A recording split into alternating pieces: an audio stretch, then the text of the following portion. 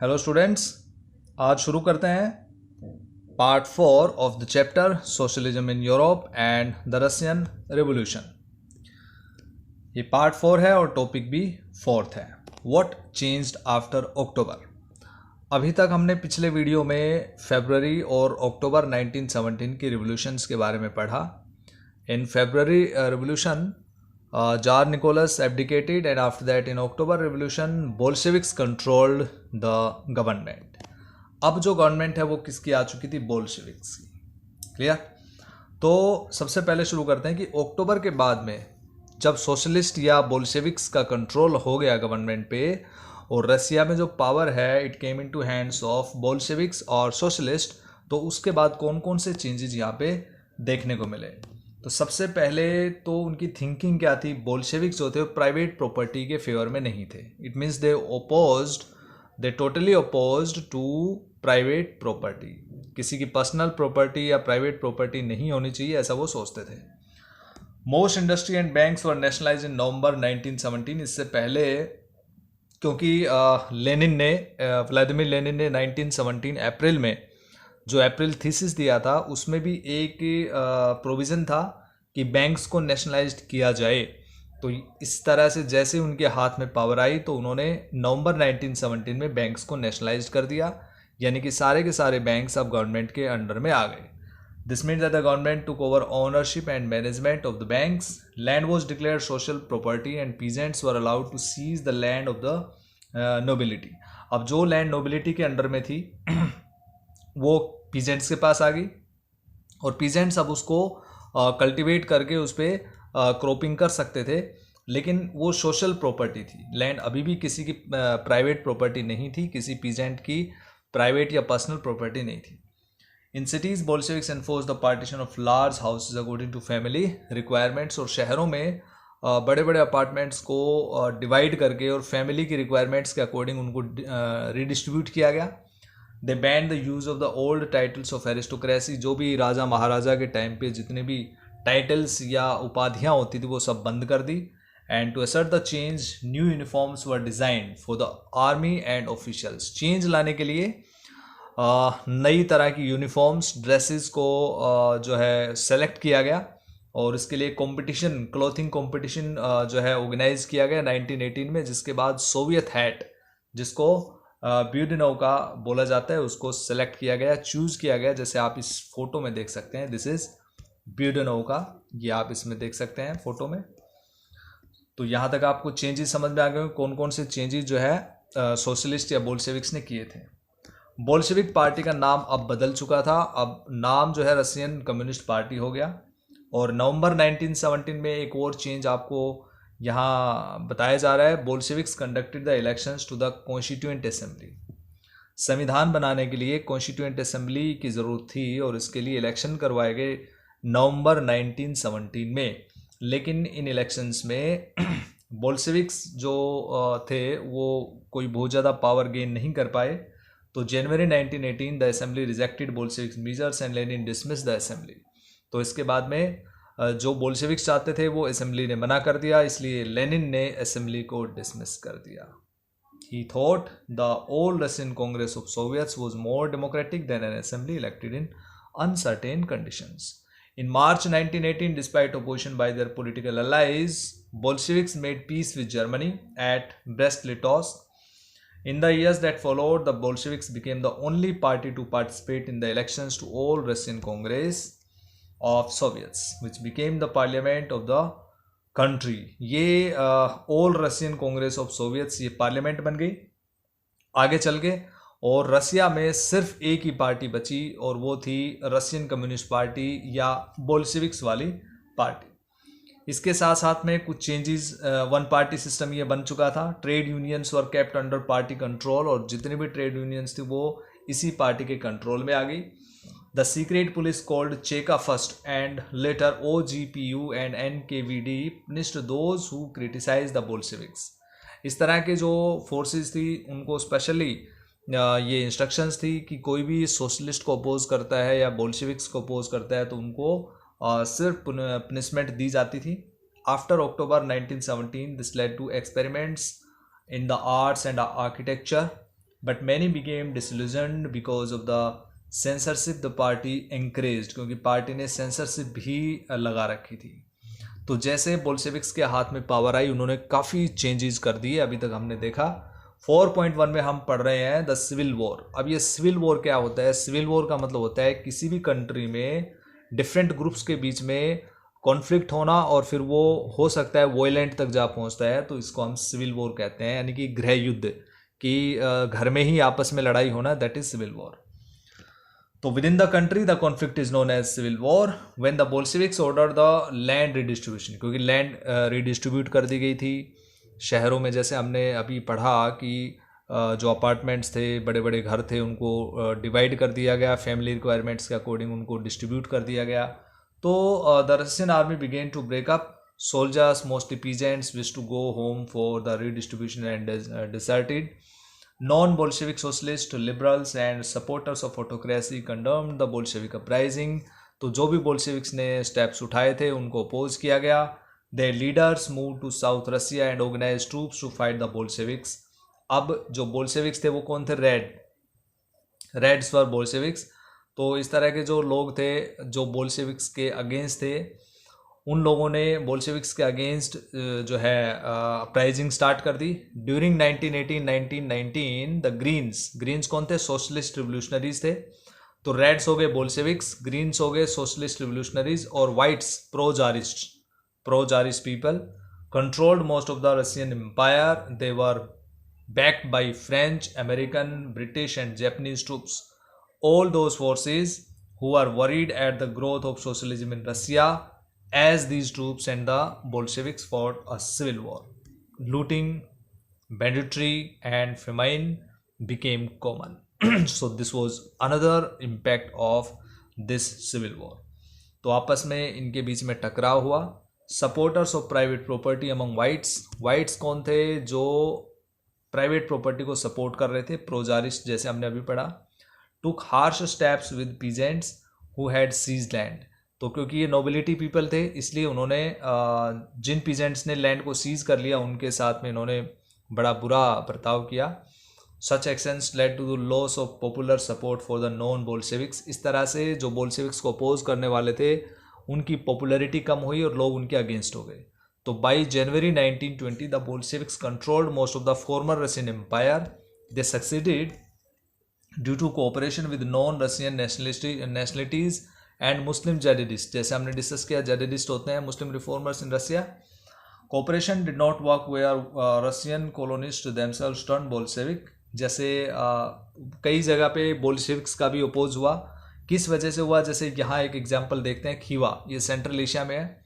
यहाँ पे जो बोल्शेविक कॉलोनिस्ट थे उन्होंने लोकल नेशनलिस्ट को बड़ी बुरी तरह से मारा, उनकी हत्याएं कर दी। इस तरह से क्यों कर दी? सोशलिज्म को डिफेंड करने के नाम पे, कि वो लोग सोशलिज्म के अगेंस्ट हैं, इसलिए बहुत सारे लोगों को मार दिया गया।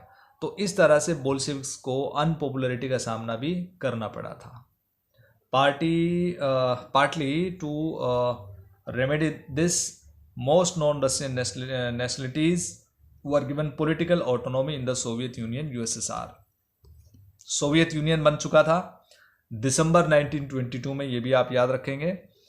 But since this was combined with unpopular policies that the Bolsheviks forced the local government to follow, like the harsh discouragement of nomadism, attempts to win over different nationalities were only partly successful. थोड़ा ही इस पर जो है impact हुआ, थोड़ा ये success हुआ। और इसके साथ एक वर्ड आया था नोमैडिज्म, इसको देखते हैं। Lifestyle of those who do not live in one place but move from area to earn their living. Nomadism, nomads आपने सुना होगा, नोमैड्स या नोमैडिक पीपल, आप ये भी इसमें समझ सकते हैं। इस तरह से भी नोमैडिक कौन होते हैं? जो घुमंतु लोग होते हैं, जो एक जगह से दूसरी जगह पे घूमते रहते हैं। एक वर्ड हमने देखा ऑटोनॉमी। ऑटोनॉमी का मतलब होता है कि किसी एक पर्टिकुलर पर्सन या ग्रुप के पास राइट होना, एक ही यूनिलैटरली राइट होना। So the right to govern themselves, this is autonomy. अब चलते हैं आगे। एम एन रॉय का यहाँ दे रखा है, Indian communist. M N Roy Indian revolutionary था, founder of Mexican communist party and prominent Comintern leader in India, China and Europe. इन कंट्रीज़ में काफ़ी फेमस थे। उन्होंने कम्युनिज्म के स्प्रेडिंग के लिए काफ़ी काम किया। He was in Central Asia at the time of the civil war in 1920s। तो उनका ये कुछ एक्सट्रैक्शन है, ये आप देख सकते हैं इसमें। किर्गिज़ ने रिवोल्यूशन को वेलकम किया स्टार्ट में। मेकिंग अ सोशलिस्ट सोसाइटी, यहाँ पे सोशलिस्ट सोसाइटी देखते हैं। तो देखो सोशलिस्ट गवर्नमेंट तो आ चुकी थी रसिया में, अब ये यहाँ पे हम सोसाइटी के बारे में भी डिस्कस कर रहे हैं। During the civil war the Bolsheviks kept industries and banks nationalise, जैसे हमने देखा अभी कि बैंक्स को और इंडस्ट्रीज को सरकारी बना दिया गया। They permitted peasants to cultivate the land that had been socialised. Bolsheviks used confiscated land to demonstrate what collective work could be. A process of centralized planning was introduced. Centralized planning को शुरू किया गया और officials assessed how the economy could work and set targets for a 5-year period. तो इसलिए 5-year period, ये दुनिया में पहली ऐसी कंट्री थी रसिया जिसने 5-year प्लान्स को इम्प्लीमेंट किया। और पहले 2 5-year प्लान में इंडस्ट्रियल ग्रोथ पे फोकस किया गया। सो सबसे पहला जो 5-year प्लान था दैट वाज 1927 टू 1932 और दूसरा 5-year प्लान था 1933 से लेकर और 1938 तक। Centralised planning led to economic growth, और इससे इकोनॉमिक ग्रोथ हुआ। Industrial production increased. 1929 और 33 के बीच में काफ़ी ज़्यादा प्रोडक्शन इंक्रीज हुआ by 100% in the case of oil, coal, steel. New factory cities came into beings. तो इस तरह से इकोनॉमिक डेवलपमेंट हुआ due to the 5-year plans. However, rapid construction led to poor working conditions. In the city of Magnitogorsk, the construction of a steel plant was achieved in 3 years. एक steel plant बनाया जिसको 3 साल में बनाया गया। Workers lived hard lives and the result was 550 stoppages of work in the first year alone in living quarters in the winter time at 40 degree below, and people had to climb down from the 4th floor and dash across the street in order to go to the toilet। तो इस तरह की बहुत सारी conditions थी जो हम जिसको एडवर्स वर्किंग कंडीशंस कह सकते हैं, यानी कि विपरीत परिस्थितियां हम इसको कह सकते हैं वर्किंग क्लासेस के लिए, right. And extended schooling system developed. अब किस तरह का स्कूलिंग सिस्टम डेवलप किया गया था? Arrangements were made for factory workers and peasants to enter universities, and creches were established in factories for the children of women workers. Cheap public health care was provided. ये सब reforms थे जो उस time हुए थे। Model living quarters were set up for workers. The effect of all this was uneven. हालांकि सब जगह ये एक जैसा नहीं था, लेकिन फिर भी गवर्नमेंट जो है क्योंकि गवर्नमेंट के जो रिसोर्स थे वो काफ़ी लिमिटेड थे, इसलिए सब जगह पे एक जैसे रूल्स इम्प्लीमेंट नहीं हो पाए थे। So after that dreams and realities of Soviet childhood in 1933, यहाँ पे एक ये एक्सट्रैक्शन दे रखा है। This is from V Sokolov. This is letter of 1933 from a 13-year-old worker to Kalinin, Soviet president. उस समय सोवियत राष्ट्रपति थे कैलिनिन, उनको ये लेटर लिखा हुआ है। सो 4.3 स्टालिनिज्म एंड कलेक्टिवाइजेशन। अब लेनिन के बाद में जो रशियन कम्युनिस्ट पार्टी है उसका जो कंट्रोल है वो स्टालिन के हाथ में आ गया। The period of the early planned economy was linked to the disasters of the collectivisation of agriculture. ये कलेक्टिवाइजेशन ऑफ एग्रीकल्चर क्या होता है कि इसमें जैसे पहले जो पीजेंट्स हैं वो किसी पर्टिकुलर खेत को सीज करके उसको बो रहे हैं, उसको क्रॉपिंग कर रहे हैं उस पर, लेकिन कलेक्टिवाइजेशन आने के बाद सभी खेतों को, सभी फील्ड्स को कॉमन कर दिया गया और फिर उन पे सब पीजेंट्स मिलके उस पर काम करते थे। This is collectivisation of agriculture. तो सब काम करेंगे, सभी लोग बराबर जो है लॉस और प्रॉफिट उठाएंगे, ये कलेक्टिवाइजेशन ऑफ एग्रीकल्चर था। By 1927 to 28 the towns in Soviet Russia were facing an acute problem of grain supplies. The government fixed prices at which grain must be sold. ये जिसको आप आजकल MSP बोलते हैं, सरकार ने फिक्स कर दिया प्राइस, लेकिन पीजेंट्स जो है उन्होंने अपने ग्रेन को गवर्नमेंट जो है उसको देने से मना कर दिया। And the peasants refuse to sell their grain to government buyers at these prices, क्योंकि वो इस प्राइसेस से सेटिस्फाइड नहीं थे, काफ़ी कम प्राइसेस शायद उनको लगा। Stalin, who headed the party after the death of Lenin, introduced firm emergency measures. अब स्टालिन ने कुछ नए तरीके यहाँ पे अडॉप्ट किए. He believed that rich peasants and traders in the countryside were holding stock in the hope of higher prices. Black marketing कर सकते हैं लोग, बड़े पीजेंट्स और जो ट्रेडर्स हैं वो स्टॉक कर सकते हैं और प्राइसेस बढ़ने पे इसको जो है ज़्यादा प्राइसेस में दे सकते हैं. तो speculation had to be stopped and supplies confiscated. 1928 में क्या हुआ कि जो पार्टी मेंबर्स थे उन्होंने ग्रेन प्रोड्यूसिंग एरियाज में एक यात्रा की, घूम कर देखा, उसको सुपरवाइज किया and enforced grain collections and raiding kulaks. Kulaks बड़े जमींदार होते थे, बड़े पीजेंट्स होते थे, वेल टू डू पीजेंट्स, बड़े अमीर पीजेंट्स होते थे. कुलक्स आपको याद रखना है. और जैसे शॉर्टेजेस कंटिन्यू रही तो the decision was taken to collectivise farms. तो उसके बाद में कलेक्टिवाइजेशन जो है फॉर्म्स का, फील्ड्स का कर दिया गया. क्यों किया गया? क्योंकि देखो कुछ ज़मीनें तो बहुत ज़्यादा कुछ ही पीजेंट्स के पास थी, तो वो बड़े पीजेंट्स हो गए, रिच पीजेंट्स हो गए. तो इस रिच और पुअर पीजेंट्स के डिफरेंस को ख़त्म करने के लिए कलेक्टिवाइजेशन किया गया कि भाई अब सबके बराबर खेत हैं, सभी के खेत हैं और सभी उस पर काम करेंगे. So it was argued that grain shortages were partly due to the small size of holdings. After 1917, land had been given over to peasants. These small sized peasants farms could not be modernized. तो ये सब दिक्कतें उस time चल रही थी.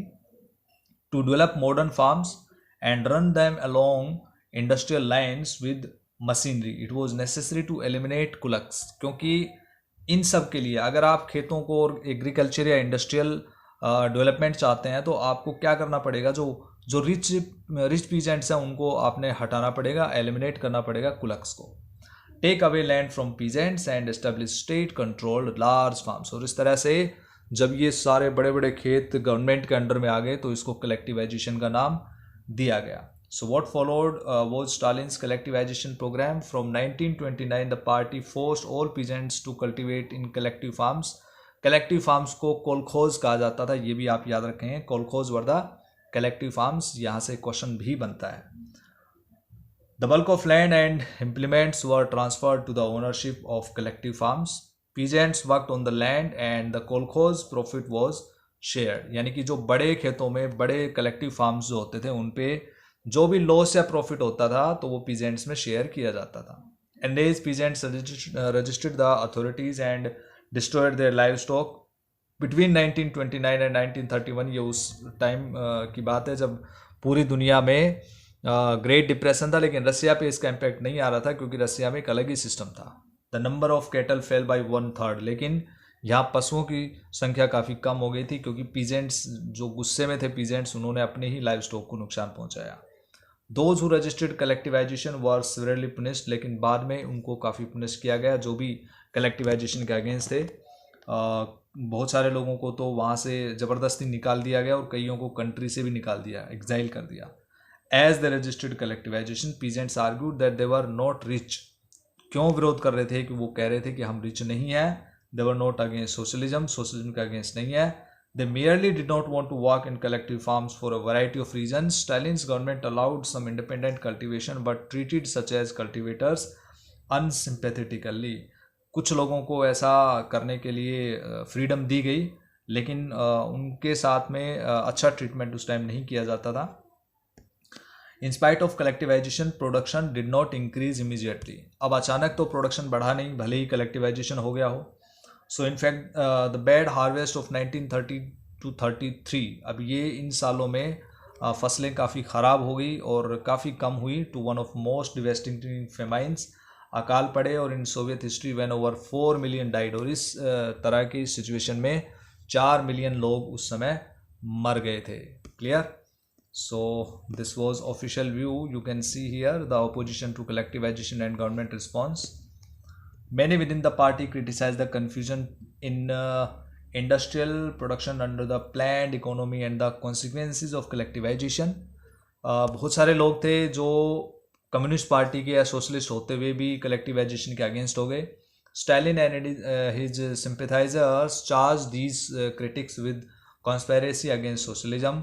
उनके ऊपर केसेस चलाए गए कि भाई वो सोशलिज्म के अगेंस्ट षड्यंत्र रच रहे हैं और उनको जेलों में डाला गया, उन पे मुकदमे चलाए गए.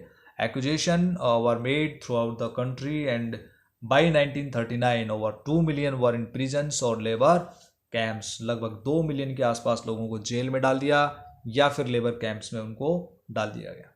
Most were innocent of the crimes, इनमें से ज़्यादातर लोग ऐसे थे जिन्होंने कुछ भी नहीं किया था, लेकिन कोई भी कुछ बोल नहीं सका था। A large number were forced to make false confessions under torture and were executed, जिनको मारा पीटा गया, उन्होंने ऐसे ही अपना गुनाह कबूल कर लिया इनोसेंट होते हुए भी।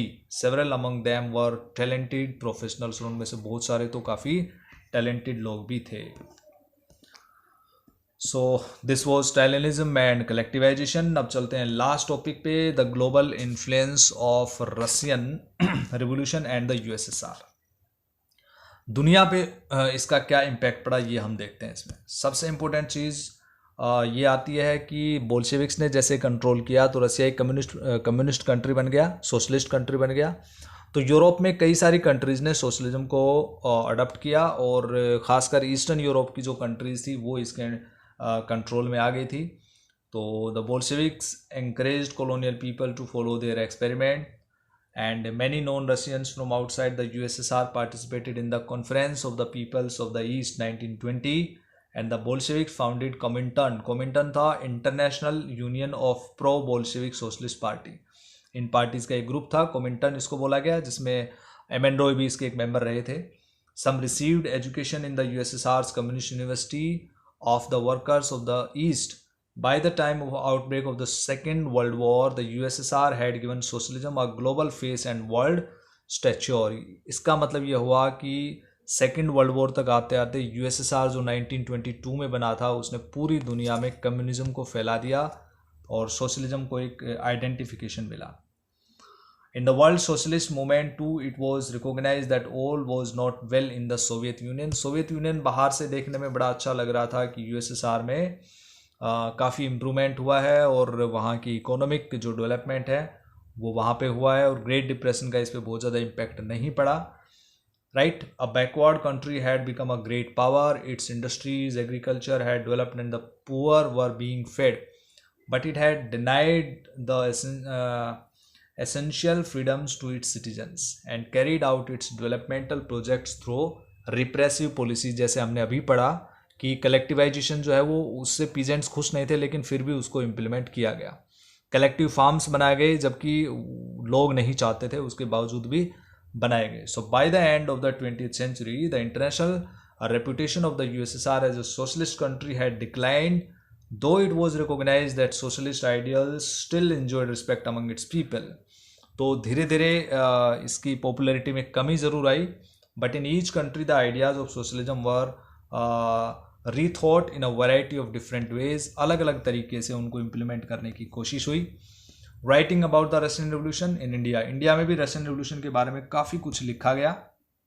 फॉर एग्जाम्पल, मिड 1920s में communist party was formed in India, यानी कि 1925 में यहाँ पे कम्युनिस्ट पार्टी ऑफ इंडिया बनी थी और इसके जो मेंबर्स थे वो सोवियत कम्युनिस्ट पार्टी के लोगों के टच में थे। Important Indian political and cultural figures took an interest in Soviet experiment and visited Russia, among them Jawaharlal Nehru, Rabindranath Tagore, जिन्होंने सोवियत सोशलिज्म पे लिखा। एंड इंडिया में कुछ और राइटर्स थे, जैसे R.S. अवस्थी ने 1920-21 में रशियन रिवोल्यूशन लिखा, Lenin his life and his thoughts, and बाद में द रेड रिवोल्यूशन भी लिखा उन्होंने, ये बुक्स लिखी गई। S.D. विद्यालंकार ने द रीबर्थ ऑफ रसिया लिखा, the Soviet state of Russia, ये बुक भी लिखी। There was much that was written in Bengali, Marathi, Malayalam, Tamil and Telugu, कई सारे लैंग्वेजेस में रशियन रिवोल्यूशन पे काफ़ी कुछ लिखा गया था। This is about an Indian arrives in Soviet Russia in 1920 and Shaukat Usmani, historic trips of revolutionary, ये आप इसमें पढ़ के देख सकते हैं, शौकत उस्मानी का लिखा हुआ। So in this video students, one more thing, Rabindranath Tagore wrote from Russia in 1930, उन्होंने क्या लिखा ये भी आप मॉस्को के बारे में लिखा हुआ है। तो this also you can read from the PDF. So dear students, in this way we have completed this chapter. Keep revising and learn, and